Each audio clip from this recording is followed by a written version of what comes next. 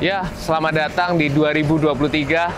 Senang rasanya saya bisa bertemu Bapak Ibu dan teman-teman semuanya di awal tahun ini. Selamat tahun baru. Saya berharap kalian semuanya mendapatkan kesuksesan yang lebih di tahun ini, kebahagiaan juga, dan kesehatan.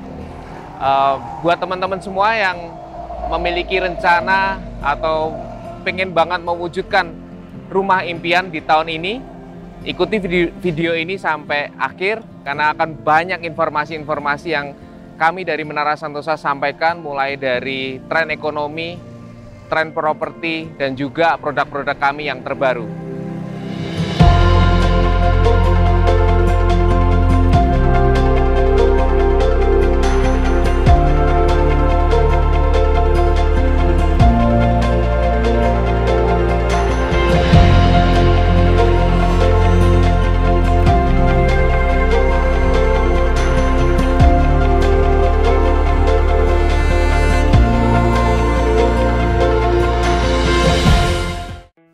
Ya, itu tadi adalah highlights dari Menara Santosa Developer Conference yang kami adakan di bulan Desember kemarin di akhir tahun ya 2022. Seru banget buat yang hadir, kami benar-benar acung jempol, antusiasmenya begitu luar biasa, banyak banget yang hadir.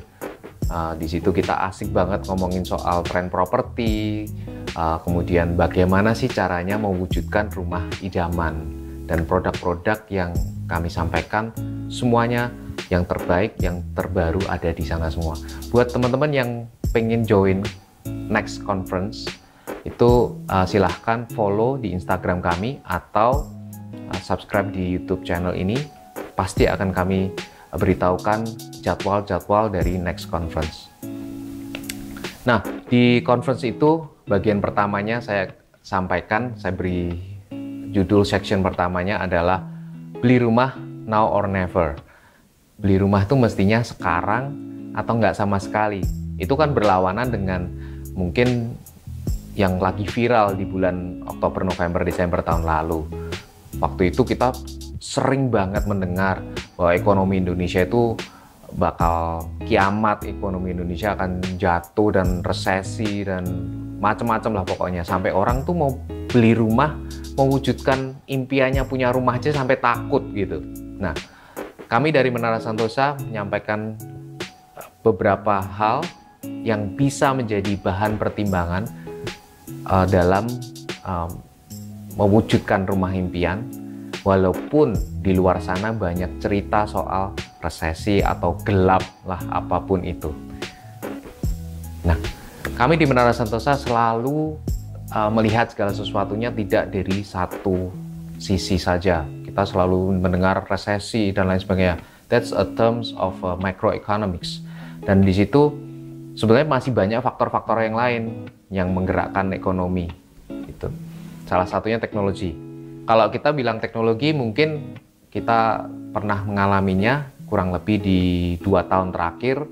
Waktu pandemi, teknologi itu menggerakkan pasar sedemikian rupa. Walaupun marketnya lagi pelan, lagi politiknya juga lagi anteng-anteng aja, tapi teknologi menggerakkan. Karena apa? Lagi pandemi, orang nggak bisa ketemu.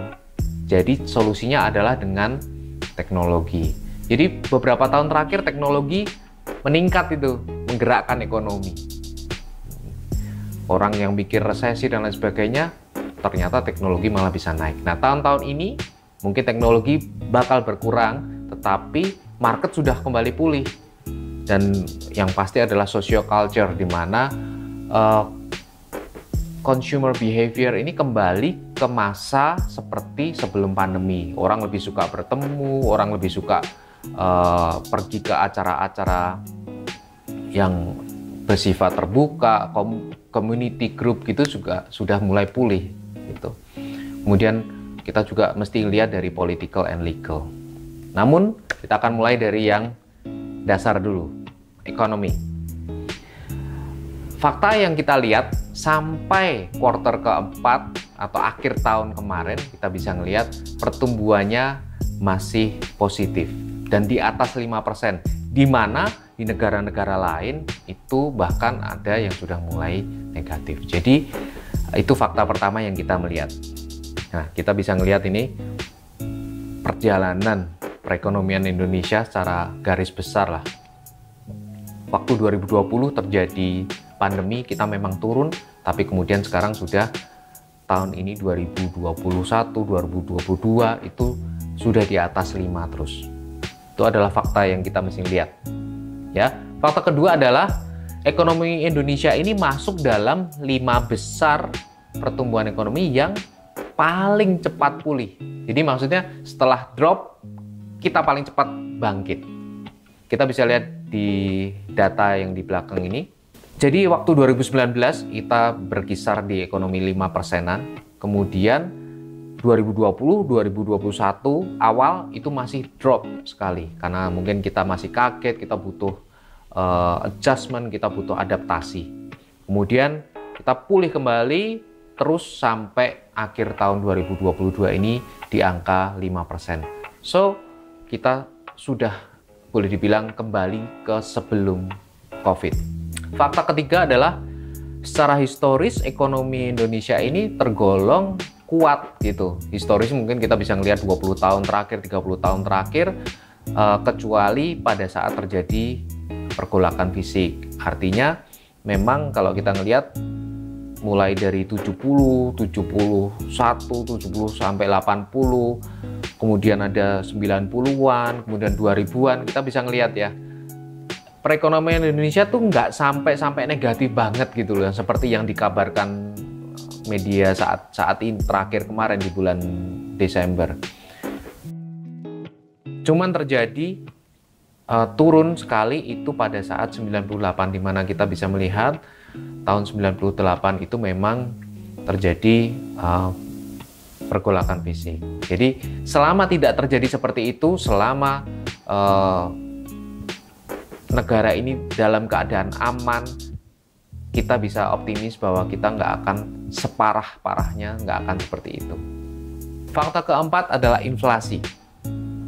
Nah, kalau kita ngomongin inflasi, kita udah tahu nih, sekarang aja kita sudah melihat peningkatan yang cukup signifikan, sudah hampir di kurang lebih di 5%. Sehingga ini membuat harga barang-barang cukup meningkat. Jadi kalau kita bicara bahan bangunan, kemudian kalau bahan makanan aja naik, bahan bangunan juga pasti akan naik juga. Jadi inflasi ini akan push harga untuk naik lagi. Jadi kalau itu fakta yang kita mesti tahu gitu. Mau ditunda boleh-boleh aja. Tapi perlu ingat bahwa inflasi itu pasti akan meningkatkan harga. Semakin ditunda pasti semakin mahal. Fakta kelima adalah ya ini sebenarnya otomatis ya. Begitu inflasi naik, suku bunga untuk ngerem juga akan naik. Nah, itu bisa dilihat dari suku bunga yang kita bisa lihat yang diberikan oleh bank. Terlebih lagi, boleh dibilang kan ada sebagian besar dari kita menggunakan KPR dari bank-bank ini untuk mewujudkan pembelian rumah kita. Nah, sekarang ini harganya sudah rate-nya udah mulai naik. Nah, ini berarti angsurannya akan semakin tinggi. Nah, berarti ini ada beberapa hal. Inflasinya kalau ditunda akan semakin, harganya rumah akan semakin mahal. Angsurannya pun karena rate-nya naik akan semakin mahal pula. Itu tadi kalau kita ngomongin satu bagian, yaitu ekonomi. Sekarang kita ngomongin political and legal. Mungkin buat teman-teman ngerasa nggak, santai aja, tanah kan masih banyak, tanah masih besar banget, masih banyak kok tanah, murah-murah lagi. Nah, yang ngomong seperti itu mesti coba sekarang survei. Berapa sih harga? Kemudian belum lagi kalau kita berbicara aturan-aturan pemerintah yang baru, yaitu penetapan, salah satunya adalah penetapan lahan sawah dilindungi atau LSD, di mana banyak sawah-sawah yang dilindungi, which is good. Artinya memang pemerintah berkomitmen untuk swasembada pangan supaya menekan tidak terjadinya inflasi yang berkelebihan. Namun berarti dengan banyaknya sawah yang dilindungi berarti luas lahan yang bisa dipakai untuk hunian juga makin sedikit. Kemudian Jawa Tengah sendiri nih, political and legal mendukung Jawa Tengah menjadi pusat atau sentra industri juga. Kalau kita ngelihat di bagian barat Indonesia itu UMK atau UMR-nya itu sudah mulai tinggi, sehingga pabrik-pabrik memutuskan untuk memindahkan relokasi pabriknya ke Jawa Tengah yang relatif memiliki upah yang lebih rendah. Sehingga tanah di Jawa Tengah ini akan semakin tinggi harganya dan karena semakin banyak diminati. Poin ketiga adalah tentang market. Pasarnya gimana sih Indonesia? Kalau tadi seakan-akan Indonesia itu akan hancur lebur gitu. Nah, tenang, karena Indonesia itu saat ini paling tidak dalam 10 tahun, 15 tahun ke depan memiliki sumber daya manusia yang relatif sangat mudah. Jadi dan kebanyakan dari mereka masih butuh rumah, mereka masih butuh kebutuhan sehari-hari yang. Jadi jangan dibandingkan dengan negara-negara Eropa yang mayoritasnya sudah mulai menua. Mereka sudah memiliki rumah, mereka sudah nggak terlalu membutuhkan, tidak sekonsumtif seperti negara-negara di Asia. Makanya relatif negara-negara Asia lebih cepat pulih, seperti itu. Kemudian social culture.